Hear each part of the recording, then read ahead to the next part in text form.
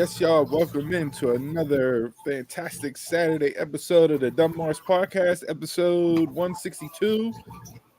Full gear, gentlemen. How we living? How we feeling? Rain, go away. It's a full gear Saturday. Bars, more bars than that Andre 3000 album that dropped yesterday. I haven't listened to rap since listen to 2000. I did not hit play on that yet. I'm probably going to because I bet you it's fire. Like just listening to wind instruments. Donald talking about fourth grade photosynthesis science class before the episode. Fourth grade, music class. You were out there banging on chimes and everything else. So they got a recorder in the class. Yeah, everybody got a recorder. So no. How we living? How we feeling? Everybody good? Yep. Pay-per-view. Pay-per-view Saturday. We'll get into AEW Full Gear, break down the card, predictions, match of the night, who's wrong, who's right, all that fun stuff that we normally do, as well as the regular Saturday event schedule of Mount Rushmore and Jabroni of the week that was in professional wrestling. But before we dive into anything, anybody got anything they'd like to chime in on from the week that was with themselves outside of the world of pro wrestling? I hate Christmas shoppers already. Yes. That's about it. They still have those? I thought everybody just does everything online. Oh, no. I was about to put a kid in a figure 4 yesterday. Shut up. I caught my Mount Rushmore was being blocked by Top Dollar. There's a story behind that, and we don't have time to get into it on today's episode because it's jam-packed, but I definitely want to know. Yeah, if we want to hear that, email us, please. Top Dollar blocked. It's hilarious. It's hilarious. All right, so Christmas shoppers on the list already. Okay, good. Check them off. I woke up this beautiful Saturday morning after just a rain-filled day yesterday and remembered, oh yeah, I gotta go to work today. So 6-day work week this week for me. So I'll be hopping off the pod, getting dressed, going to a work event here coming up in a little bit. But make some extra cash around the holidays. Ain't nothing wrong with that. No, can't stop the grind. That's right. Grind time all the time. All right, so let's hop into it. Jay looks sleepy. We gotta wake his drunk ass up. I don't know what's going on. Sunlight, man. I'm allergic to it. I think. Hey, there's blackout curtains. That sunlight looks like it's doing some good work to that beard. It's going up. It's taking away those grays in that beard. You're starting to, come back to your youthful spry self again. Spry self. No. Usual spry self. He must not know me. No. You with that bully rate. Do you know who I am? All right. Well, look, we're going, since it is all sunshine and rainbows outside right now where we're at currently, we'll start with some negativity before we get into the positive stuff. Jabroni of the week this week. What do we got? There wasn't too much from a Jabroni standpoint this week, honestly, across the board in pro wrestling. I thought, Raw may have dragged that at certain points over the course of the show, but all in all, I thought it was a fairly good week, fairly strong week in pro wrestling. I'll just kick it off right now. We'll get into the other half of this company's show that's later on tonight, but Tony Khan and ROH are my Jabroni of the week. Can't have your stream for your show be down. Can't have technical difficulties where your show don't air. On the platform you own. On the platform you own. Just can't happen. Like that. We talked about it before. Like that brand is dead based on what he's done with it. I think he might have just officially put a nail in his coffin the other night. Was this the night Ronda showed up?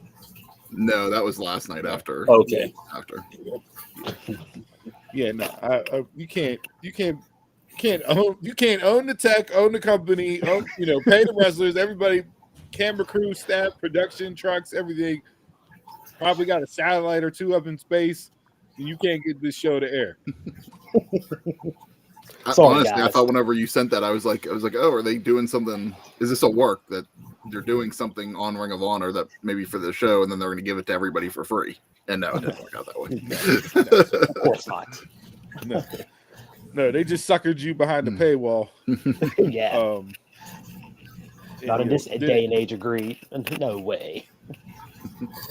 Can't have it happen. So that was my only jabroni of the week this week. I could have threw some other things on there from a nitpicky standpoint.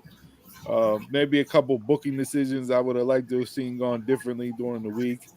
But when I saw that on Thursday, I'm like, all right, I'm throwing you right on the list. You're there, and I'm not taking you off because you're absolutely killing Ring of Honor.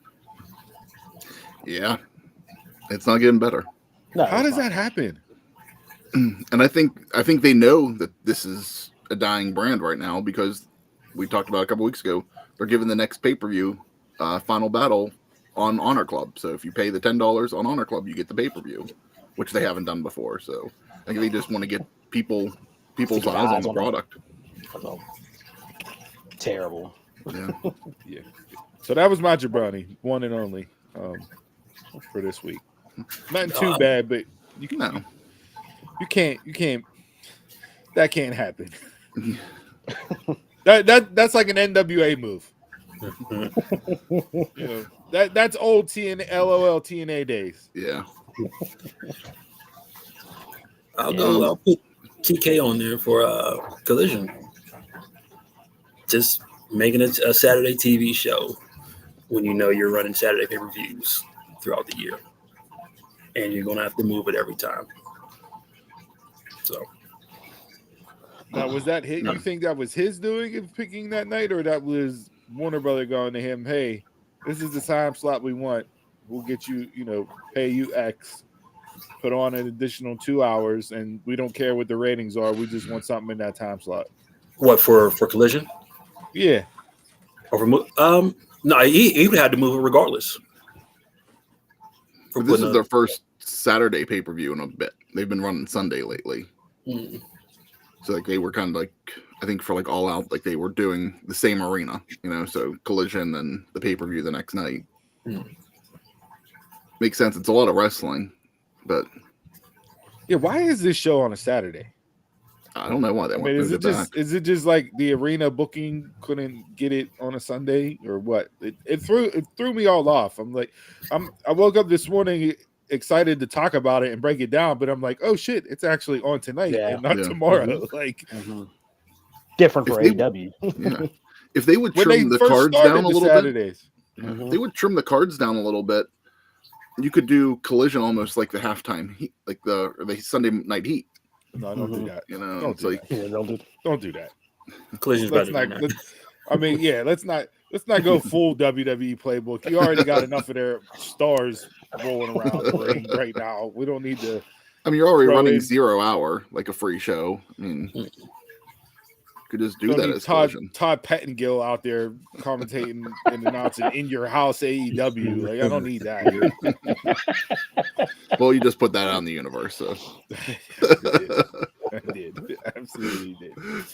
All right, so we got TK ROH. We got TK for just picking Saturday night is a bad night for wrestling. I got mine. It's nothing bad. It's more just kidding for a jabroni than anything. But mine's gonna go to Becky Lynch for being on Celebrity Jeopardy this week. 0-60. 0-60. First player in Jeopardy history to get 0-60. I heard she answered a few questions. After that, yes. They weren't official. Like after like the 60, like she answered a couple questions that were correct. So she got herself up, but it was still in the negatives the whole time. No, don't. She went 0-60. Don't come with these ESPN stats. She went 0-60, but there were 63 questions. Don't give these. Yeah. First, I think it was like. When I saw 0-60, I was like, oh, she didn't answer anything. Yeah. First off, 0-60, I'm like, did Jeopardy inflate Goldberg's winning streak? Like, is there how many questions are on the Jeopardy board? They do an hour episode of Celebrity Jeopardy. That's why. Okay. So it's like 2 episodes. How many did she attempt? She was she just ringing a buzzer on? Was she just buzzing in for every question? Like they were playing these numbers. That she was. I mean, negative the whole time, but like she ended up getting up to negative 500 before the end. Mm-hmm. So she got to a point like where she answered something to get up there. Negative 500. Like the spades game on my cell phone. If you get negative 250, it automatically starts a new game. Like it's cut off. So if it was a normal Jeopardy game, she wouldn't even been in Final Jeopardy. But because it's celebrity and they're playing for charity, like they just give them a little bit of money just to. What was her charity, boy? I would have been like, damn. Connor's Cure. Can we do better? My Mount Rushmore goes to Becky Lynch for going on Celebrity Jeopardy and showing us what a real person looks like on TV. Pro's in the show. What up, Pro? Yeah, literally. I'm pretty sure that'll come up in the promo this week. Whoever that she's building with for this women's War Games match, you got something right there. It wrote itself for the week. Oh, Bailey will pull it out. I was about to say Bailey. Yeah, as it says, Bailey, ding dong. Hello, 0-60.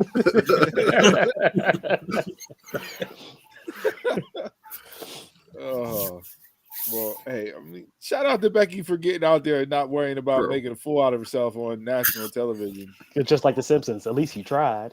The point is, never try. Wait. Jeopardy's not scripted, Pro. I believe they give you all the answers to the test, and it's just like muscle memory. Like you just got to study the booklet. To be fair. So 0-60. All right, Becky 0-60. Donald, you got a jabroni or you good? No, I do got a jabroni. It's actually in ring. Tuesday night, Chase U losing the tag titles. Nah, I'm not for that. They just gave part him of the bigger storyline. He's being investigated worse than Michigan is right now. They took too many steps, and they just gave him the good old Zack Ryder treatment with the belt. It was like, yeah, you get him for a couple of weeks, and then we're just gonna take him off of you to give it back who? To give it back to who? The D'Angelo family, so they can make those props again. I think the Crowbars get more TV time than the titles do whenever they have the titles. Well, I mean, you got to pay up whatever was in the envelope and everything else. Like more terrible family segments coming. Exactly. Another celebration next Tuesday. You're not excited for Adriana Rizzo? She got to do more than just hey. That's the terrible. Did I just hear a giant eagle in the background? You did. Gotta get that sponsorship. Too bad we don't have a soundboard. We could add that to the drop and just hit that button anytime we want. Giant eagle. Giant Eagle, for those of you that aren't familiar or aren't in Western Pennsylvania, specifically around the Pittsburgh area, so it's a local grocery store like your Kroger or Publix or whatever else. Your food line. Your food line, yeah. Don't put up there with you naming them like classy establishments. Your Piggly Wiggly. That's our regional supermarket. Yeah. All right. I mean, look, I never liked the titles being a prop in a storyline. The story is the whole Chase U investigation scandal and everything else. Did they need the titles to tell the story effectively? No, but it is what it is. I'm more upset with how far off the NXT tag team division has dropped. Yes, based on where the NXT tag team division used to be. Mm-hmm. Like the tag teams used to be the best part of NXT. They were the best matches on takeovers. They had the characters that you were most invested in, and now it's being booked just like it has on the main roster under Vince from 94 to 2018. And they have some believable people on the roster, but they have all the tag teams in the back room again, just watching the match. Then the family comes in like, oh, look who's the tag champs again, and everybody's fighting each other. So what are we gonna have battle royals again for number one contenders like we normally do? When's the last time the NXT tag team titles were involved in like a real true storyline? The Creeds. The first time they didn't win it. The first time when they lost, when everybody thought they were going to win and they lost, and the internet went up in arms. Why didn't you give them the belts? Like that's a long time ago. When New Day stole the titles off of thing, Pretty Deadly. Just to check it off the box. Bro, no more tea time. No more tea time. That was terrible. That was another terrible segment. I don't know how I sat through all of it, but NXT this week. I did not dislike the tea ceremony segment. We complain and bitch. Hold on. We complain and bitch about the stereotypical presentation of foreign wrestlers in WWE for how many years? They do something different that is like a legitimate tradition of that particular culture, and you shit on it. So what do you like? What do you want? Like, get rid of the stereotypes, out the mud, and everybody else. But yet, we're actually going to give you a cultural accurate depiction of a character, and you just go, oh, Boston Tea Party, might as well just throw it in the river because that was the worst segment ever. Like, what are we doing? I think I was already pissed off from the backroom tag team segment. And I just shit on everything for the rest of the day. I think once I was about to call him Don Vito. Once the family won, I was done with NXT. It was a wrap.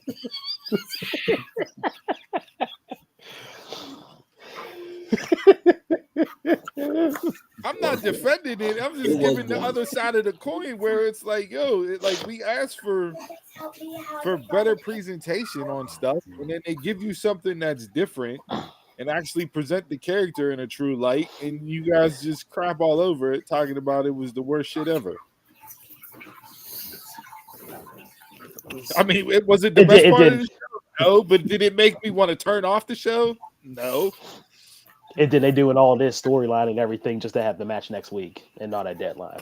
But well, that's the bigger issue with the segment in my eyes, right? So true, bro. That's across the board of wrestling. Different doesn't. All that, here we go. We might as well just turn this into the Chris and Pro show because the buddy cop duo is back. Look, Chris kept his mouth shut the entire time, and then, oh yeah, bro, absolutely, 100%. Next thing you know, the bloodline and Roman Reigns gonna come up soon. yeah, no shit on that. Oh, these two guys.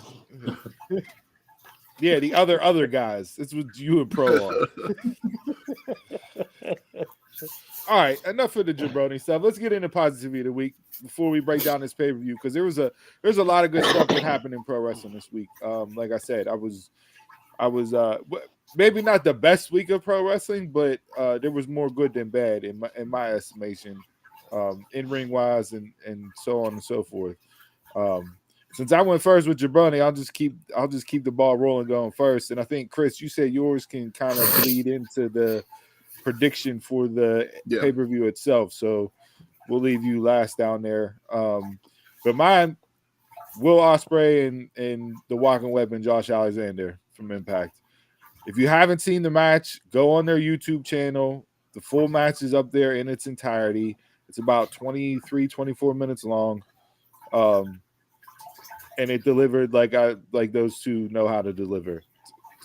Josh Alexander is not mentioned enough as far as top names in pro wrestling, and Ospreay is Ospreay. I think this match just cemented his Mount Rushmore ranking for me as Wrestler of the Year based on what he did this calendar year. So go watch it. You won't be disappointed with it. Hell of a match, and arguably the best one of the week for me, hands down. Did you watch after the segment? Yeah. Ospreay on the mic? Yep. So, last week we were talking about how we thought, we're going to see Zack Sabre Jr. versus Josh Alexander at Hard to Kill after they do their, final resolution in December after their tag match. Tag team match, yeah. It's like that was my promo, fantasy booking. Yeah, and that's exactly where I was going. And it's like after that, I was like, I don't know. I was like, are we going to get the new generation triple threat match? You know, are we going to see Ospreay, Saber, and Alexander at Hard to Kill?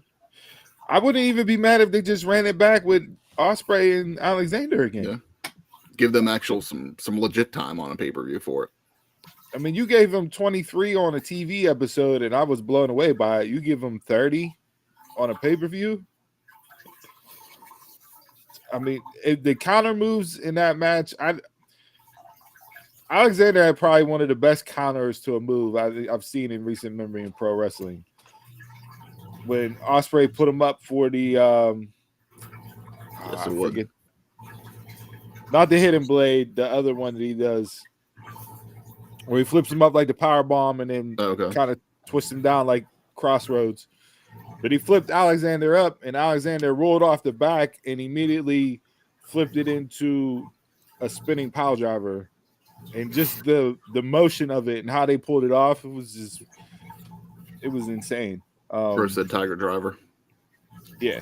But they both of them hands down, like they went out there and delivered like those two do. So I wasn't expecting it to be a bad match. And this is coming off of Impact last week with Shelley and Gresham. So if you're talking main events back to back, having Mount Rushmores of the week on this show as far as in-ring wise, say it all the time. Y'all keep sleeping on it. We're going to get some money put in. AEW better watch out. TNA's coming back. May take over that number 2 spot in 2024. Anthem just signed a deal to get whatchamacallit on more TVs. More what channel is that? Access. I haven't had it in so long I forgot the name of the damn channel. But they just signed up, so that'll be on in more homes coming up here. So hopefully they move it back over there and run it and get some more eyes on the product, because the show's good and the wrestling is phenomenal. No pun intended. This week, for the most part, I felt like it was a very consistent show. I really liked the trios match. Thought that was really good. Good got setup. Hoovy back. Hoovy back. Got a good setup for their tour in Mexico coming up this month. So Jason squinted like, who? Yes, that Juventud Guerrera. The juice. The juice was loose. I didn't see you, bro. I didn't see you. There's too much juice in wrestling. Get them all out of here. I mean, if this was the 90s, I would back that statement up, but you talking about a different juice, because not the steroid juice. Yeah, I mean, throw him in the G1 for sure.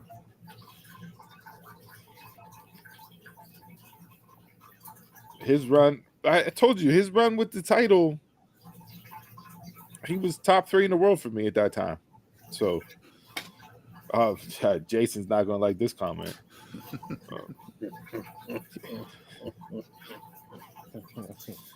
So that's where I start my Mount Rushmore this week: Ospreay and Alexander.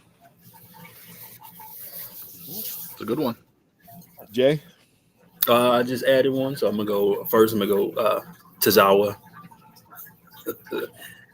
Hate it if you want, but his little run he's been going on, they've been letting him shine against Nakamura, Bronson, the cup down in NXT, and he's been pure entertainment lately. So Tozawa's on there, and then I'm gonna go Dragon Lee and Axiom on SmackDown last night. It was a good ass match. Yeah, I got to go back and watch that. I caught the last like maybe 40 minutes of SmackDown Live, I think. Now, I don't know if this is just called up, because normally when you bring up NXT guys outside the Rumble, they're jobbing it. So I don't know. They let them two shine last night. What's another building block for Dragon Lee? Like we talked about him taking over that Rey Mysterio spot. They're definitely putting some momentum behind them with what they've done so far and how they presented him. So we'll see if it continues. I can't have Tozawa on Mount Rushmore. Like that Tozawa and Mount Rushmore is never a combination that should be uttered. You know, maybe an honorable mention for how well he's doing character-wise, but Dragon Lee is and actually was what I just added. Tozawa was my main. Mount Rushmore. It's very fitting for what you usually like in professional wrestling, so I can see it for you. All right, Donald, what you got? Mine's is within the picks. Will someone go over All right. picks? Okay. It's All in right. there. So, Chris, what do you got to lead us into the Full Gear card itself as far as your Mount Rushmore this week? I enjoyed Dynamite this week for a show. I'm giving the show, but the matches I'm really going to promote on there. I'm Penta and Commander versus Young Bucks. I thought was a really good tag match, and then I actually really enjoyed the street fight. Like I was gonna ask. If nobody brought it up, I was gonna ask about it before we got into the card. How did you feel about the street fight? I expected. I went into Dynamite with very low expectations. You know, being kind of like a go home show for Dynamite. But if Dynamite would have been the go home show and they wouldn't have had Collision or Rampage, I would have been cool with that going into it. Like those two matches and pretty much the majority of Dynamite I enjoyed on Wednesday night. I thought the street fight was so over the top that I didn't mind it. Yeah. They limited Paul White, which is a great thing for that match. Yo, anytime I was surprised he took that bump. Yeah. I was gonna say he took that suplex on that card. I'm like, Jesus, like talk about John Cena giving back. Paul White just made Will Hobbs, Mark Henry times 10. It's like that took some strength. You could tell he struggled there for a second, but he got it. Yeah, the only part that I was kind of like, look, Dakota Ibushi don't know how to ride a bike. Let's not put him as the guy on the bike to pedal around the ring. Tap right? with that rod or whatever. Bike. Yeah, like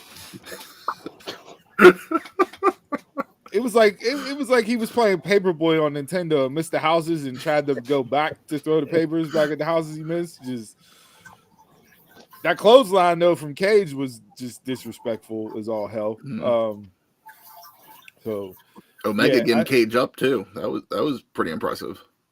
And the suplex Cage had through the tables, how he does the stand. Normally he stands up on the rope and brings them back into the ring that way, but he was on the turnbuckles and suplexed Omega. Them two went through the tables on the outside.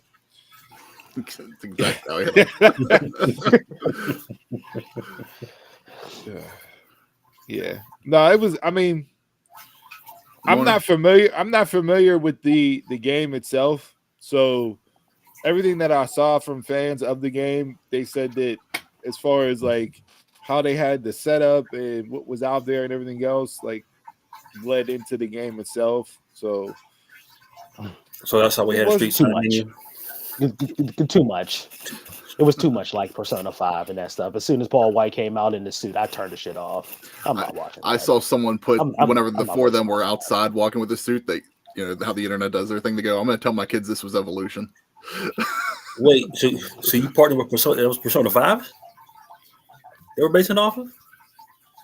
It looked like Persona 5 because it was. I mean, it's Sega, like, but you have your own game. I thought it was the Yakuza game, but I wasn't exactly sure. Yeah, it wasn't that either. They're all the same games. I mean, it's like the name with no face or something like that. They're all the same game. Got two serious gamers here, and we're not even sure. Because I don't play. We don't play those games. Yeah, we don't. Are you talking about Brian Cage as the top heel? In what business? No, Brian Cage or Christian Cage? Christian Cage, yes. Yeah. Brian Cage, not so much. Johnny Cage, sure. All right. Well, let's get into this card because I got a feeling we're going to pause on. Well, at least I'm going to pause on one particular match if it's not in Donald's Mount Rushmore to highlight as what I had outside of bell to bell wrestling this week from a lot more. Nicolas Cage. Yeah, Nicolas Cage, top heel of the business. There it is. I was waiting for it. Cock forward. Yes. Finally, it took And it 17 starts. minutes for Yins 2 to start with a shot fired. We finally got one in the comments. All right, let's kick this off. 0 Hour. What do we got? We got 3 matches for 0 Hour. So Jesus, how many matches are on this card? 11 total, God. including 0 Hour. Jeez. Yeah. So we'll kick things off with Claudio versus Buddy Matthews. Just a thrown together match last night. I know, but It could be matching tonight. yeah, I was gonna say it could be matching tonight because the way these two are. I have no idea if this leads to anything. I don't, House of Black really hasn't been teased with the BCC at all, so I don't know why you just threw this together. But give me Buddy Matthews for a win here. I think Claudio can handle a loss, and we need House of Black participants to start looking like they matter again, whether they're in singles matches or tag and trio. So give me Buddy Matthews for the win. But yeah, this could be match of the night, because if they kick off the show with these two, they're going to set a tone, for sure. Mm-hmm. Buddy Matthews, get House of Black back on track. I go Claudio, since it ain't on TV. The YouTube free show. I can't go against Claudio. I'm going for Claudio. Split right down the middle there. That's what she said. Up next, Ring of Honor World Championship, Eddie Kingston versus Jay Lethal. This was just added late last night. Yeah. Why are we doing this on AEW 0 Hour? Like, what's the point? I think this match would have aired. This match would have aired Thursday night if they had the damn show up, but they didn't have it, so they had to bump it to tonight to get the match on. I got Kingston. I'm not even going to discuss this in depth. Kingston. It should be Jay Lethal, but it's going to be Kingston. You said it exactly for me, Jason. Same thing. Yep, same.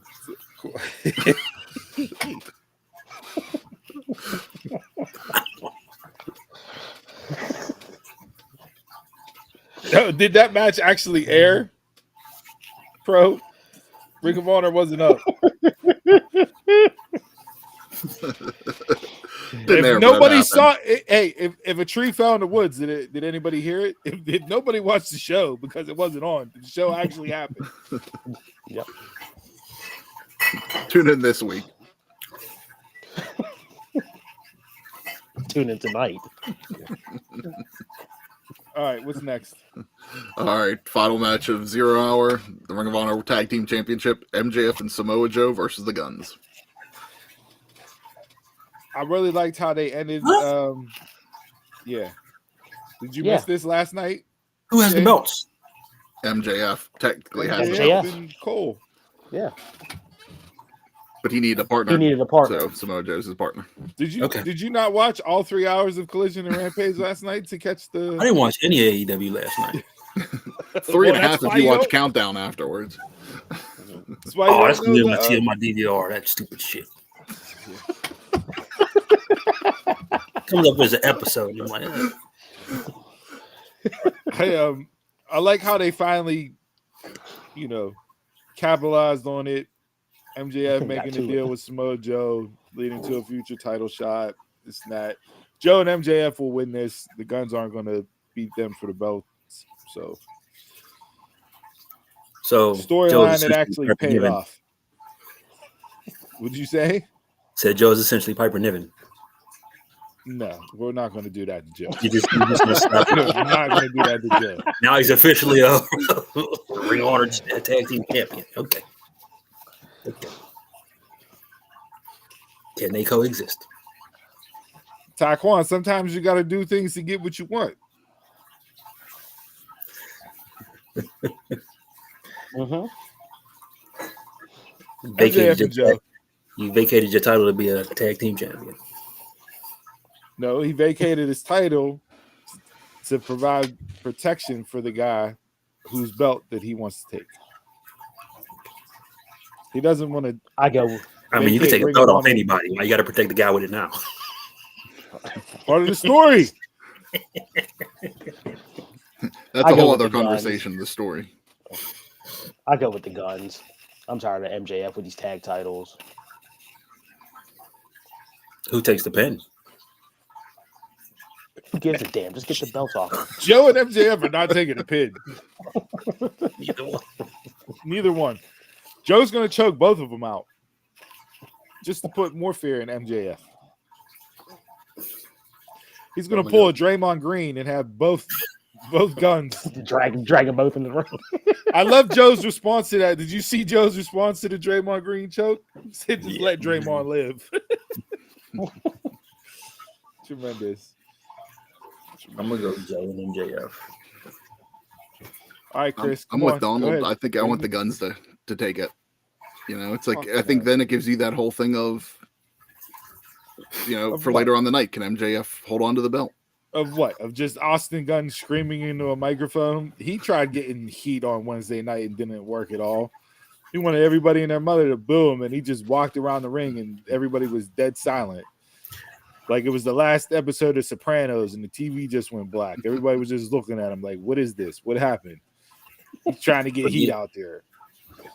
If you want the Guns to win, who eats the pin? Shenanigans. I'd probably go Joe. Joe? And I just... Because then you can do the whole MJF thing of I can't trust you, or you lost the belts for me on purpose. And Joe's better off, if he wants to do that, Joe's better off doing a finger poke at Doom 0.0. And just walk in the ring and lay down. Hey, it's AEW. It doesn't make sense anyway, so you're just there for matches. What's a win and a loss in them? It's all about the match. It's all about what Uncle Dave says.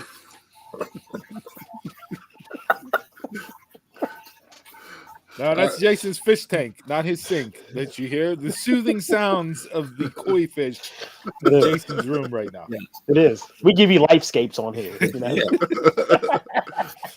we're shooting for an ASMR vibe, if need be. Let the Dorothy's live, okay? Yeah. He's finding Nemo right now. All right, enough you of that. Get it out of my screen. Why would I have the running water? Even though it is my screen. Talk about stereotypes. He just threw that one right there. 162 episodes. People know, man. People know.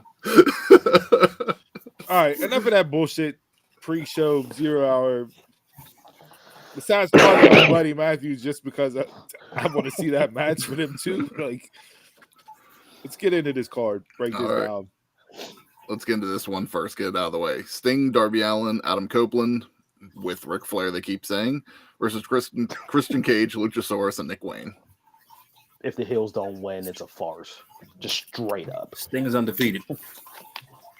Can this match set up the oldest versus youngest wrestler match in professional wrestling history, where we have Nick Wayne at 18 wrestling Ric Flair at 75? Don't do that. Don't put that out there.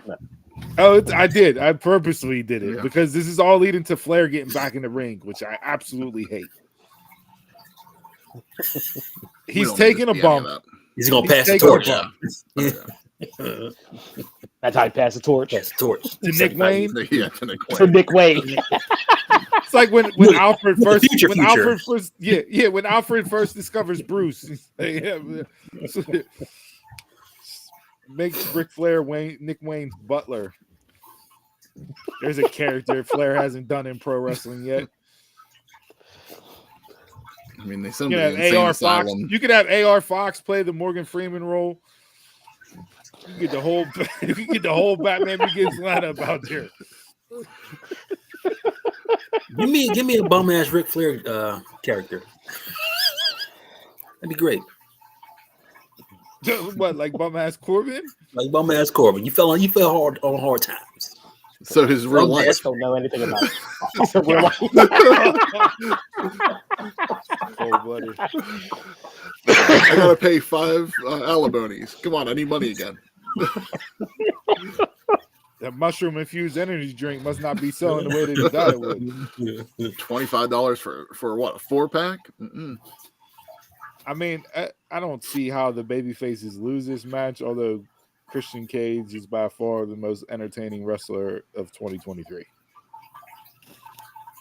In your mind. In your mind. Donald's like, excuse me? There's someone over on Raw. Yeah. Third best in the business. I'm not breaking this down. I'm not doing this. I said the heels. Sting, Darby, Edge, or Adam. Yeah. Adam's not losing. Does this do Sting. anything that does this match do anything to set up potentially who Sting's last match could be against at Revolution? Probably not. It needs to be Darby. It should be Darby. It's where you started. It's where you end. If it's anybody else, it's going to be trash. What if you have that? What if you have the Adam Copeland Edge swerve here, and you get Sting in Copeland? No, I'm good. And that's telling you I wish I would have signed with WWE. Sting and Darby scares me for both of their lives. Yeah. Sting's too old to pull the shit off. Darby does, and Darby doesn't know how to slow down. Somebody's going to get hurt in that match. Somebody has jumping off of something right now. I didn't even want to mention what he slipped in his mouth, but we'll, I think it's a little too big. About it. A little too big. That's what she said. A little bit too big. Huh? You see Taquan's comment for Sting's last match? Lex Luke, Jesus, Taquan. All right, what's next? Oh man, let's get this one out of the way too. The Golden Jets versus the Young Bucks. I'm so over the damn Young Bucks. Oh, we're heels now. We kick you in the balls because we're in California, so people will still cheer us. I hope Jericho just delivers Judas effects to Matt, Nick, Papa Buck, Mama Buck, Daughter Buck, Son Buck, Wife Buck, every single young buck in the entire family. Yeah. Sign guy Buck. Sign guy Buck. Guitar playing Buck. Streamer Buck. Playing Buck. Whatever. Like these stipulations. One of the stupidest ones. When you got the retire or the breakup stipulations, you already stop giving out a match. I'm going with Omega, just Omega. Jason, I was with you. This match is just pulling Omega down more and more. And they act like Omega and Jericho have had this extensive run as a tag team that if they break up, it's going to matter and people are going to cry and be upset about it. They've been a team 3 times. It's Jericho Tag Team 101. He did it with KO. He did it with AJ. No, don't put him in there with K. Him and KO were a true team. Okay, they were a true pairing. Mm-hmm. It burst the list. Who had the shirts for a week of all time? Y2 AJ. With AJ and Jericho. Yeah, Y2 AJ had shirts and then broke up. Yeah. Y2 AJ. They sold him on WWE Shop for 24 hours and then pulled him.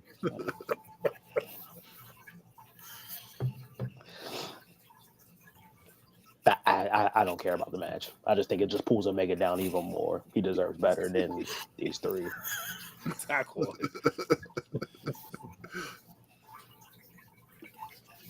Yeah, Young Buck from G Unit's the only Buck that does not deserve a Judas effect. I deserve it.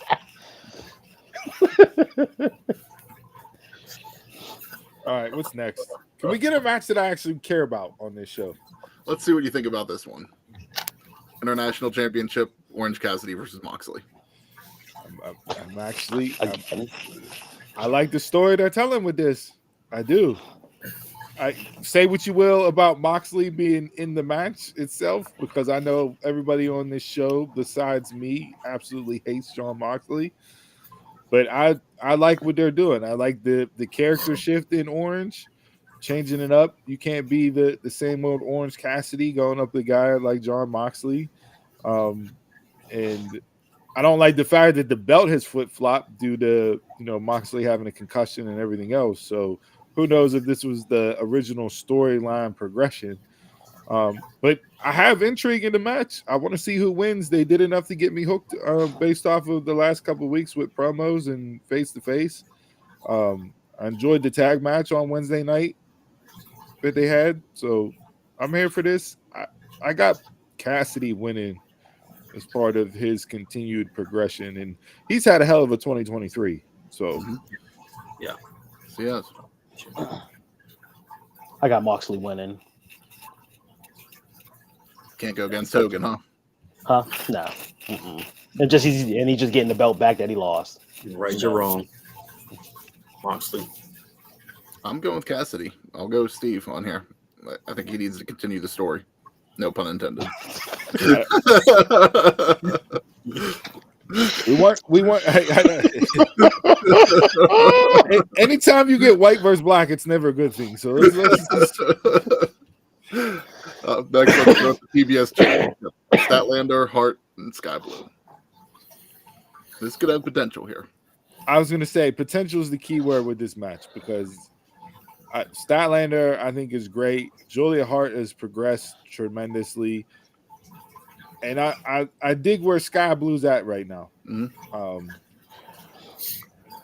She definitely has the look.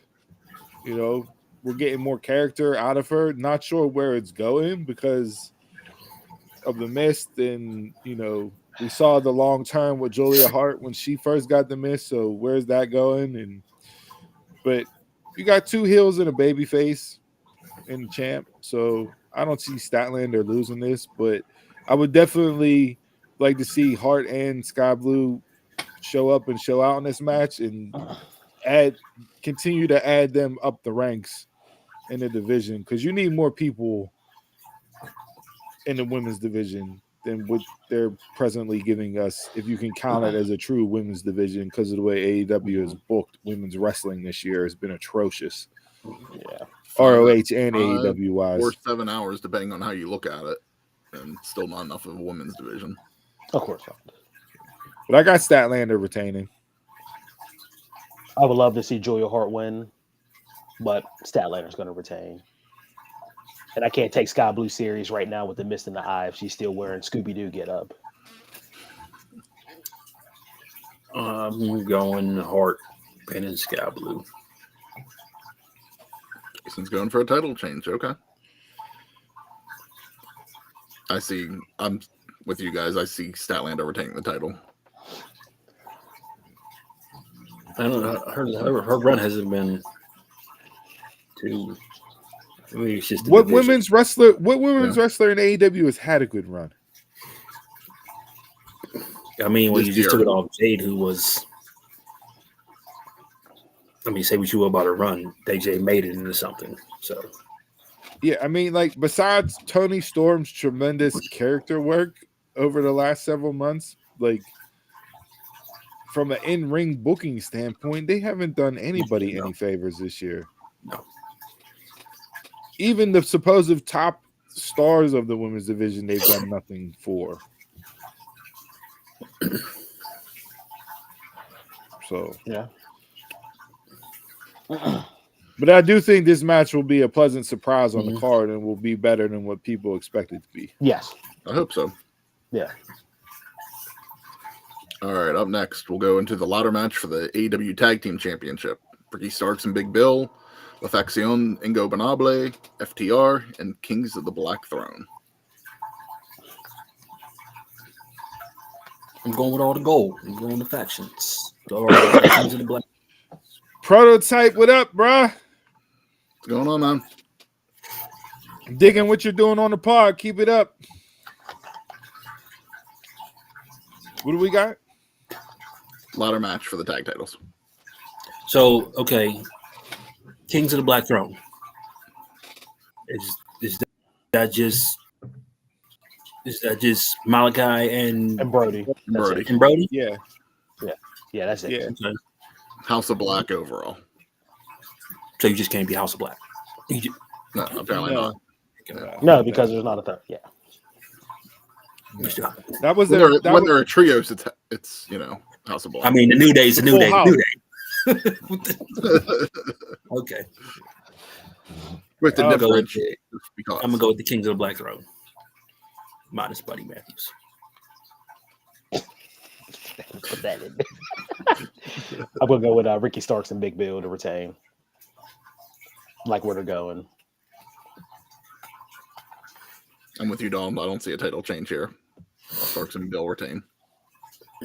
to me, this is a match of two feuds coming out of one match. They've already done it with some story aspects so far.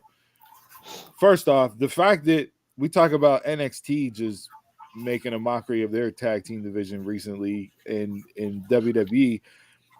One of the biggest differences for AEW when they first launched was their tag team division. Yep. Mm-hmm. Yes. And you have, the greatest tag team of all time, the Bucks. We're gonna push the envelope of tag team pro wrestling. AEW's been around for over 4 years, right? Has a tag team match main evented a pay-per-view? Nope. I don't think. No. Okay. All right. How many of your great tag teams are still actually together as a tag team? The OG tag teams. I think that's the Brook. Pride and Powerful's no more. Phoenix and Penta, they've been hit or miss because of Penta being out with injury, right? You're throwing together Starks and Big Bill, and I like the dynamic. I love the dynamic. It's HBK Diesel. Like, I think Big Bill is a better worker than Kevin Nash. Like, Kings of the Black Throne, Malachi and Brody love their tag team together. The presentation of them is tremendous. Like, They destroyed Private Party. You literally put 3 paper, like, you could do Revolution, Double or Nothing, All In with storylines for all 3 of these challengers to Starks and Big Bill, but yet you threw it all together for one match on one pay-per-view and throw it on the ladder match just because. Yeah. Mm-hmm. Just a gimmick match, just to have. Yeah. You have a year of storytelling there. Potentially Right there. A year with 4 teams that could you have the champs. You could elevate 4 FTRs, the linchpin. They're the cinder block. They've been there. They can make everybody else look good. You have a year of storytelling, and you throw it together on a card for one match. Like, I mean, you brought up the Young Bucks to start it. You know, they started this. They were going to do the tag team, but what's changed since then? They're no longer the ones booking it. So the person that's booking it doesn't care about that type of storytelling. He doesn't give a shit about making a year worth of storylines if he can give you the match one night for the fun of it. I know it's frustrating because that's one of the hallmark calling cards of AEW was supposed to be their tag team division. And when they first started with the teams that were coming in and who they had together, and you had new teams develop like the Acclaimed, and you know what I mean? Like, you were like, okay, this is something that I can get behind. And now it's just, all right, it is what it is. I think you have FTR and the Kings of Black Throne / House of Black. They're going to split off into their own feud, and then La Facción Ingobernable and Starks and Big Bill will continue their feud. I see the champs retaining. Starks will get on top of Big Bill's shoulders and won't even climb a ladder to rip the belts down. And that'll be champs retain. But this match just frustrates me because of the potential that's there from a booking standpoint and why people are upset with your product right now and why it's so cold as far as interest. This is one of the reasons why. Not to get on a soapbox. I was going to say, feel a little bit better after that? A little bit, but it felt like you were holding that one in for a little bit. I was. Like, yeah. Ever since they announced the damn match, I've been sitting on that. Because it just makes no sense. But we're good. I got chance for 10. We can move on. We'll go into a match that actually has some story here. Texas Death Match. Hangman Adam Page versus Swerve Strickland. Mount Donald, Rushmore. Okay. It is. I was waiting for it. Hangman was my Mount Rushmore for that promo he cut on Wednesday night. It did the stuff on Thursday. And then I watched Alexander and Ospreay, and I'm like, all right, I know we'll get into this on the pay-per-view breakdown, so I'll take it off my Mount Rushmore. But man, oh man, where has that Hangman Adam Page been? Very true. Where's he been? Why hasn't this guy been around the entire time? He's been playing. And He's been playing tag champs with Young Bucks. I saw the whole they buried Swerve. Swerve didn't even get the word in. This No. There was the whole point of the segment was for Hangman to do what he did. Yep. They hit me with the MJF hype. I caught the hype early and then watched it and then live up to what I was expecting. But it was good. Did you watch it the next day? You got the Oscar. You got the Oscar movie hype. You see what happened the next day? What happened the next day? I didn't see what happened the next day. So Swerve was at an independent promotion, Revolver Upbeat, and he was ripping into Page, and then Page came out of the stands, and they fought each other in the ring. So it was just no hands on each other on AEW programming. Doesn't matter. Yes, because that's what the commentators were saying on Thursday. They was like, "Well, that rule doesn't work here." I like Swerve in ring. I don't care about his promos. Swerve right now is so in tune with his character. Yes, he sold that segment with facials alone. He didn't need to talk on Wednesday night. Didn't need it. And he started. You can't say that. He started the whole thing when he was coming out, and Nana's doing his normal thing at the top of the ramp, and he just rolled his eyes. It just, to me, that set the tone for it's starting for that whole segment. What don't you like about Hangman's promos? And that promo on Wednesday did nothing for you? It was one of his best. But people were like, he's on here cooking, and I'm like, nah, okay. So Jay, did you watch it? You didn't watch it live then? No, I didn't watch it live. I got the hype, and then I watched it. Yeah. And we know Jason whenever there's hype. Whenever there's hype, it was good. Bring it down a notch. Yeah, that's the Oscar movie. That's the Oscar movie trick. Oh, this is the give me hype. I pick it apart. Best picture. Except for 13 Oscars, best picture ever, and then you watch it, and it's like, yeah, nah, I'm cool. Watching it live, in real time. Yes, shit was fire. Yeah. It was fire. It was up there with the. It was up there with the MJF. It was up there with, a couple of the early Cody promos. It was up there. Even Punk from time to time. I hate to give him credit. Phil Brooks. Him and MJF promo back and forth. I remember, Eddie Kingston and Punk when Kingston told him, nobody wants you here. I'll say it for everybody in the back, like that back and forth. But the fact that it got over as much as it did with only one person speaking just proves the point more how much Swerve is in his bag in that character. Yes. And Prince Nana continuing to push Hangman not stealing his weed the rest of the week on social media has been hilarious. No. That was the worst part of the segment. Hold on, here we go. Here we go. Oh boy. You just here we go. Out there. Here we go. NWA gets pulled off the CW for a fake cocaine spot, but Hangman talks about stealing weed, and I don't see nothing. But they're both illicit drugs. Allegedly fake cocaine spot. Well, Hangman's allegedly stealing Nana's weed, but Nana's not letting it happen. So what are we? I mean, it hasn't happened yet. Hey, put Chris Nana out there with Bronco Lima and Lucian Price. It's legal in California, so it was all good to talk about. Put Nana out in mud. Attack court. I'm just playing. I'm in my legal bag. What are we doing here? I'm presenting both sides of the argument. You know, the letter of the law is one thing, but law itself is gray. These people are out there picking and choosing. Spot, but I don't believe that. Picking and choosing what to get upset about. Yeah, love the promo on Wednesday. I loved everything that happened on Thursday. Bro, weed has been presented as the gateway drug to cocaine my entire life. What are we talking about? It's been classified in the same category my entire life. I had a dog show up at school, a dare dog, saying that drugs are bad, don't do drugs. Weed is the first drug that'll lead you down the road. It wasn't that dog based in Chicago?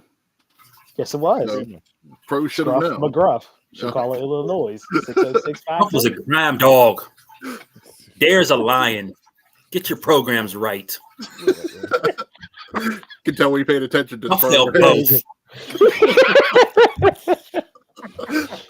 Jay was like, I'm sitting there in 6th grade, like I'm just here for the mascots. What, say candy? Didn't even listen to the message. I'm almost straight edge. As much as I love the promo from Hangman on Wednesday, Swerve has to win this match. Oh, no doubt. Yes. You can't have Swerve lose. I said that last week. He had to win because he needs to be the new face up in the world title. Little 5 people up there because they need a facelift for sure for that world title. So this is match 2. Do we see a rubber match? Because that's where I'm going. If Swerve wins, no, because it's 2-0 then. But that's why I feel like you had a couple of 2-0s that went to a third match in wrestling. They don't know the sports breakdown. You up 2-0, series over. Hey, Seth went 3-0 or 0-3. Yeah, Cody ran through Seth. 0-3. Like a Texas death match to me is the final. Like that's the stipulation you put in the final. Like I thought Jeff Jarrett won that. He won the Texas Chainsaw Massacre.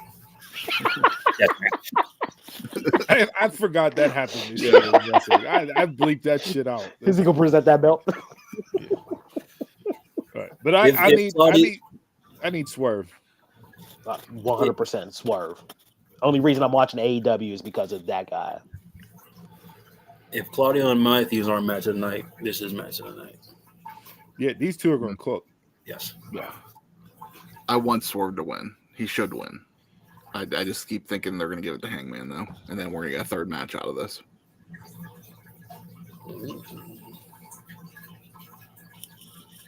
Is there another pay-per-view next month? So, is there backlash if Swerve wins? If Hangman wins? You mean like from the wrestling community? Yeah. Because everybody's on Swerve's horse. No, but he's a heel. I don't know if people are backing Swerve like that though. Okay. If he hadn't won last month, I would go into this thinking that he was really going to win this match. But just him winning. Wait. Pause. We got percentages. Pause. Wrestle Inc. gives winning percentage breakdowns for winning matches percentages. College football. I wonder if they go through the match, like how much time left in the match. Did your odds increase? Yeah. The probability. Yeah, you've had 3 false finishes. Your percentage, your percentage went up 7% due to 3 false finishes. Next gen stats. And you already had a 23 and a third % chance of winning the match anyway. Times his 77% chance of cutting a promo after the match. Divide that by 3 Prince Nana dime bags, and the Hangman Adam Page will lose.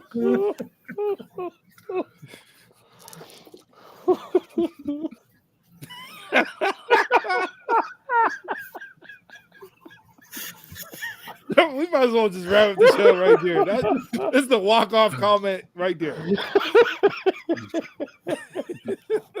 We're giving percentage. Welcome to the IWC Taekwondo. I don't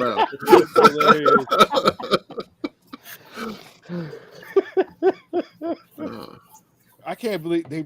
All right, Percentages in the match. Oh my that's God. hilarious. I do think we'll get a third though, regardless of the outcome. I do think we'll get a third match. Probably, because the story is hot. So Mhm. Because they have what? You already got They 4 have, people with MJF, so you can't throw Swerve in there too. they have Yeah, what? World's End is next month, right? Yep. So, yeah, I mean, you could wrap that up, do the third one there, and have them split off onto something new to kick off the year. there you go. So Swerve win 3 times. Going for the trifecta. Book that with WrestleLink. Surprised Taekwon didn't say first time in history. Never mind. I'm not going to say it. What's next? We'll get into the AEW Women's Championship. Hikaru Shida versus Timeless Tony Storm. Cheetah.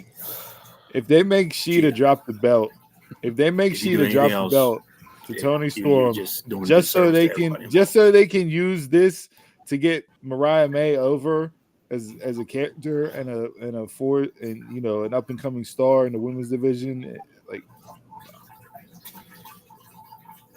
You just can't gave your do that reason to right Shida. there. You can't do that to Shida again. You did it whenever she Again. lost to Saraya because of them being in England. You can't do it again. Guess what? She's never had the run she deserved when she carried the freaking women's division during the pandemic like Bailey did. She still Nobody doesn't was have the there run to she see her. deserves.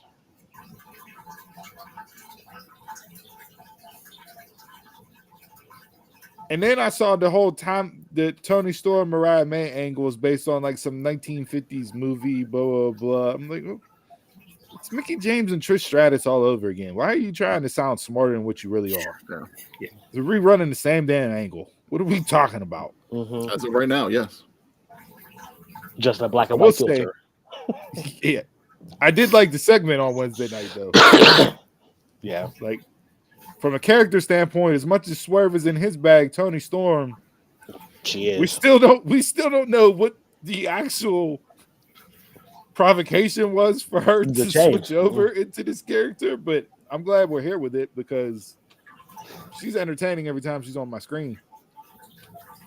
They're in LA. She wins an award. She wins the title tonight. Make her lose. It'll be better for the character if she loses. Snap her back to Snap her back Tony. to reality. to Tony Turner. I just hate that Sheeta's in this spot if she does drop the belt again tonight. Yes. Yeah. Like they use her as a prop. Yeah. It's your best transition champ. Yeah, if Nyla Rose is your first matches champ, Sheeta's just the champ that's going to drop the belt to you. Yep. Mm-hmm. Donald, what'd you say? Whenever she wears her white outfit, she loses the belt. Yes. So So pay she comes attention out to in that all white. tonight. Yep. When she comes out in all white, you already know. It's terrible. I want Sheeta to win, but I know Tony's going to win. Sheeta.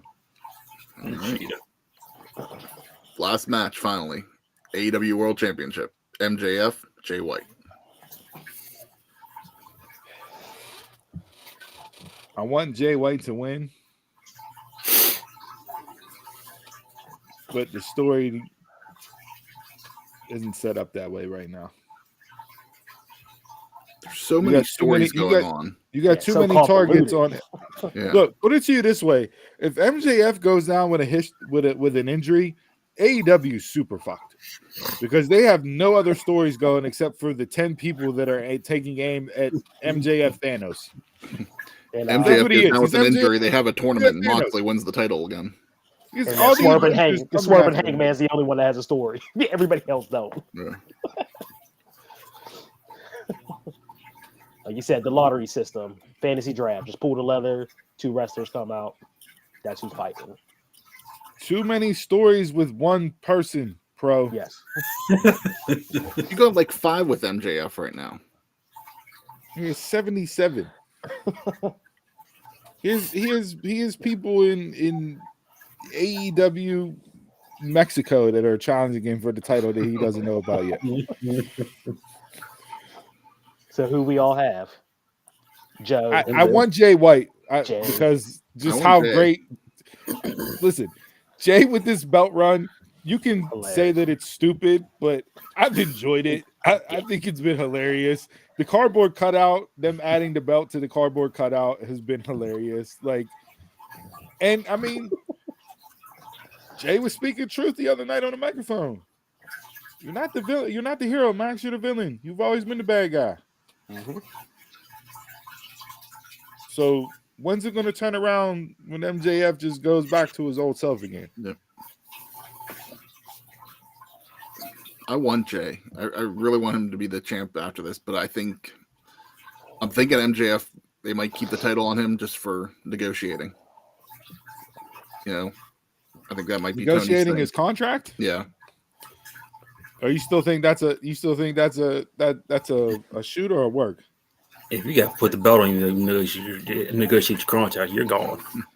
He's gone. Yeah. So we'll touch on that in a second, G, because that'll lead into our game for this this episode here.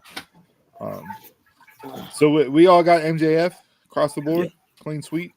Yeah. Mhm. Rarely does that work out for us in our favor when we go around the horn. Congratulations, Jay White. Yeah, you're new and new. All right, match of the night. Who you got? Swerve and Hangman. Claudio, man. Well, pay-per-view, Swerve and Hangman. Oh, you can count buddy. 0 hour. You can count I 0 hour. will put Claudio and Matthews. Buddy? Hopefully MJF and Jay White. I think though. I mean, MJF put on bangers. We know what Jay White can do in the ring. I think just with everything going into it, I really want to see Hangman and Swerve deliver match of the night. So I'm going to go with them. But MJF, Jay White, and Claudio Buddy would probably be the other two on the short list for sure. So we find out who the devil is tonight. Well, that'll set us up. Go ahead, Jay, before we hop into that. Before we go to the devil, one, no Athena. Two, unless this falls again. Unless this falls into the mask, the signing. I was going to bring that up too. Yep. Is that going to go into the devil, or do you think? Yeah. Well, no. The devil would already be signed, so never mind. Yeah. No, we'll roll with your first 2 points before we touch on the game. Before we do that, head on over to social media. Hit us up at DumbMarksPod. Let us know your picks for the night. Who we got right, what we got wrong. Your match of the night. Join the show. Tweet at us while you're watching it live. We love the interaction, engagement. No Athena is criminal again, but what else is expected? What else is new? You know, Ring of Honor pay-per-view in a few weeks. Maybe she'll get on a show in sometime in 2024. As far as the signing goes, and this can kind of, or the signing and the devil kind of parlay into the game this week. So the signing, all rumors and reports out there are that it's not Ronda Rousey. Even though she was backstage last night, she's not the signing. And debut. Other people say that it was Will Ospreay. Ospreay's contract is not up yet. However, depending on who you look at and who you read through the tea leaves, New Japan has given him his blessing to go out there, discuss, sign if he wants to. Mm-hmm. I had to put my ring in the hat. Trying to spoil, saying that they bought out Ospreay's contract. I don't see that because he's still champion in New Japan. No. Yeah, that title got to be gone before you're gone. Yeah. Dolph Ziggler was another name thrown out there, but apparently his WWE non-compete is not up yet. That should be the end of the month, end of December. End of December. Quite frankly, all somebody else. I saw Mercedes. Saw that, and I saw another one. Phil, I saw the other big bill. Oh no. First off, that if it's that big bill, that would completely go against everything that Tony Khan said in that tweet. He's not well respected, and he's not one of the best wrestlers in the world.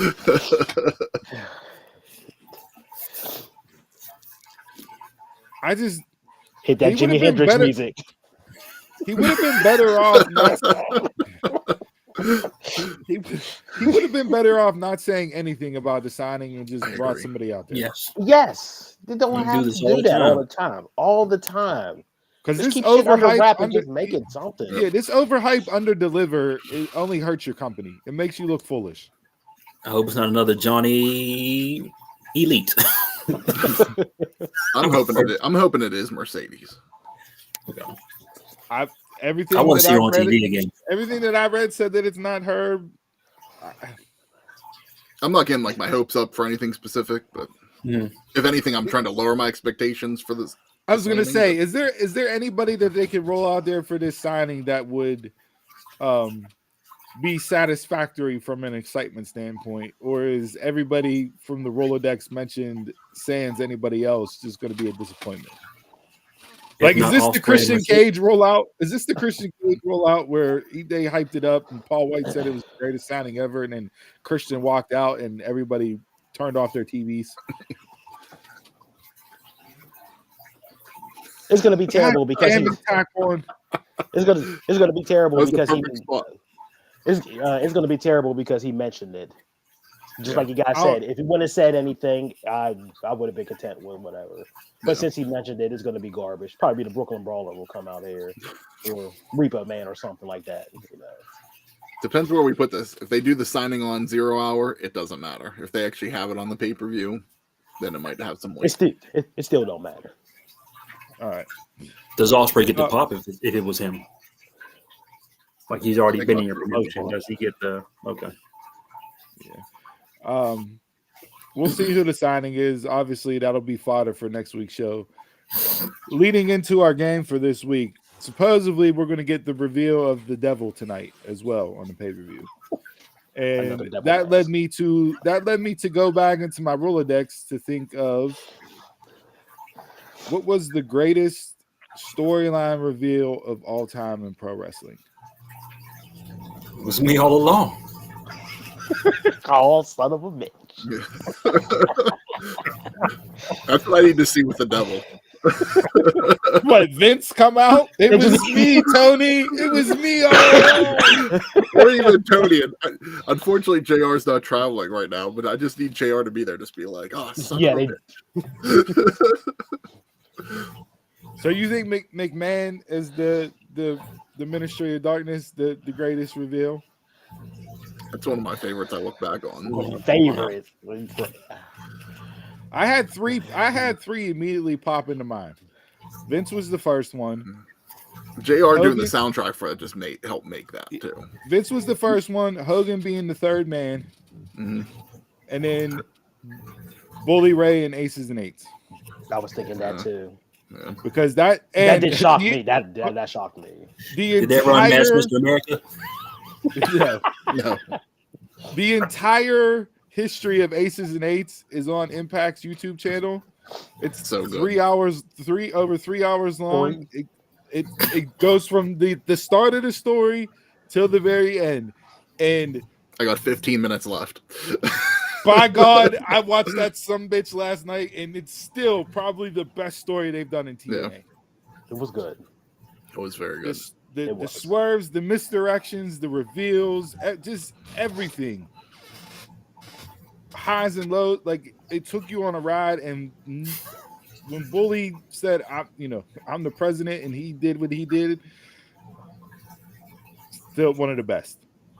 Those were the three that immediately popped into mind as far as that goes. Playing off of this Devil reveal tonight.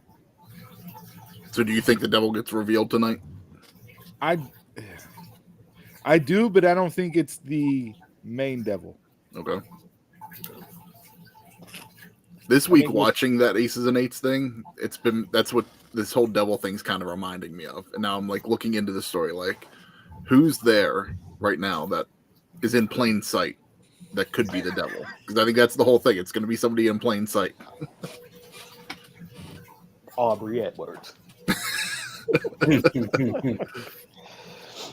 I would say Hogan in the NWO. Because at that time, kayfabe was, quote unquote, still around, and that was shocking. That was Jason's trust issue moment. That was.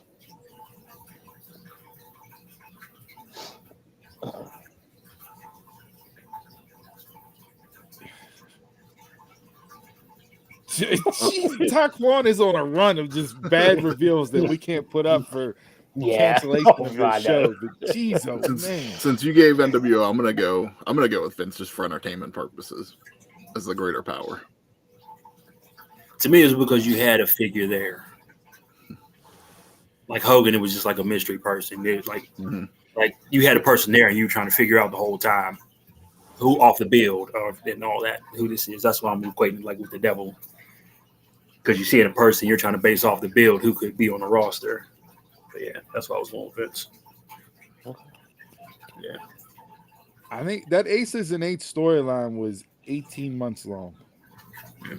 It was hot. A year and a half from start to finish. It was good. I don't know how long Hogan coming out as a third man, that was... It was short. It was short, yeah. Couple months. Yeah, because Hogan was gone for a long time before Hall even showed months, up. Right? Yeah, before Hall even showed up. Yeah. He was filming some DVD release Suburban movie that Commando never got put out in Walmart. Yeah. And Vince, I mean, how long was that storyline before he got revealed? That was months. So you're talking all of these stories, minimum, 4 months? Mm-hmm. Yeah, we'll say 5. But to go a year and a half, and then have the reveal actually pay off and be surprising and shocking and make complete sense when you look back through the history of it, I'm going Bully as Aces and Eights. Because that stuff like when they showed it on there, Steve, and I remember it happening every week, like where they were doing like the rise of Bully Ray, and like this week he did this segment, then the following week was a little bit more. That was perfect storytelling to reveal everything. Mm-hmm. I still remember Devon being revealed as the first member, unmasked. I was like, oh wow. Bully in the corner with the Sting face paint on. Yeah. Why?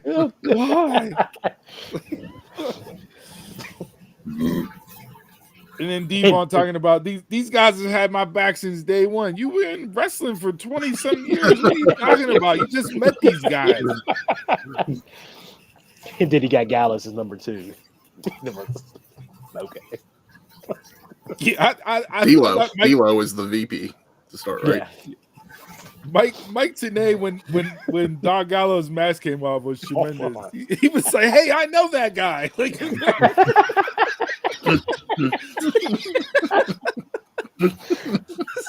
today, as different members get revealed, today is just hilarious. Mike Knox gets revealed, and today's like, Taz, it's Mike Knox from WWE. You know him.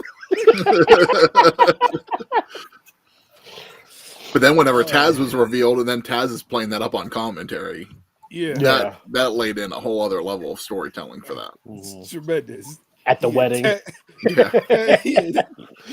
Taz, after he joins, he's like, you might want to, Dixie Carter, you might want to go back and read your contract. I'm Teflon Taz. I'm bulletproof around here.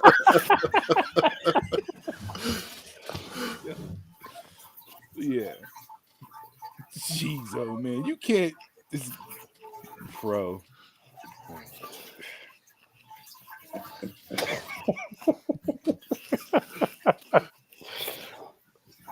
The hand coming back 20 years later. Now that was the long-term storytelling there. Taquan got some funny ones. He can't even. Yes, he does. Up on. Yeah, I can't see. Yeah. Oh, man, that was automatic cancel for us. Yeah. Taquan, you definitely did not disappoint with this game. Jeez, oh man.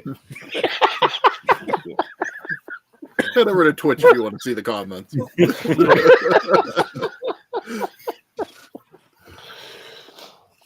The Hogan one, jeez. Oh, I know. I can picture that already. That would be hilarious. Tremendous. Oh, good interaction, man. I loved it. Good interaction. I'm surprised we got Handsy. Surprised that Damn, Dave.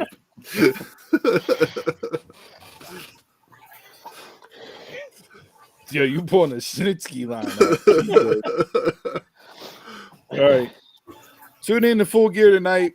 Hit us up. Let us know what you think of the show. We'll get into Survivor Series. Break that down next week. Obviously. Two of us. Anything else pro wrestling wise that we need to get into? I'll send in my response. Okay. I'm good. I got everything. I'm good. I just want to shout out myself for being a dumb mark this week on X, formerly Twitter. I didn't realize they changed how you can bookmark stuff now. So like I've been trying to figure out how to bookmark shit to go back to for the show and everything else. And I just found out last night that there's an actual the bookmark button is there to hit. Getting old, my brother. Working technology. Yeah. Technology's passing you by, man. I'm like, oh, you dumbass! How long has this been sitting here? Because I never actually paid attention to it, and so yeah. So just give my shout out for myself as being a dumb mark on the show. But thanks. We're glad we could put you to sleep. Going back to sleep. 12:30. All right, everybody. Thanks for rocking and rolling with us each and every single week, as we always do, live every Saturday morning at 11 a.m. for your favorite Saturday bunch. Tune in each and every single week. Head on over to YouTube, subscribe, click the bell so you get notifications when we go live. Spotify, audio only edition. Head on over there, subscribe. Find us everywhere on social media at DumbMarksPod. Email the show at dumbmarkspod@gmail.com. Head on over to Pro Wrestling Tees right now. 50% off. 50% off your holiday gifts. Head on over there. ProWrestlingTees.com/DumbMarkPod. Or 20. Or 20. Gotta sell it some, head on over there, ProWrestlingTees.com/DumbMarkPod. Pick up a shirt. We'll give you a live shout out on air. And if everybody's good, I'll leave you with this little. Since we've been on math this show with percentages, thanks to Pros Wrestling Inc.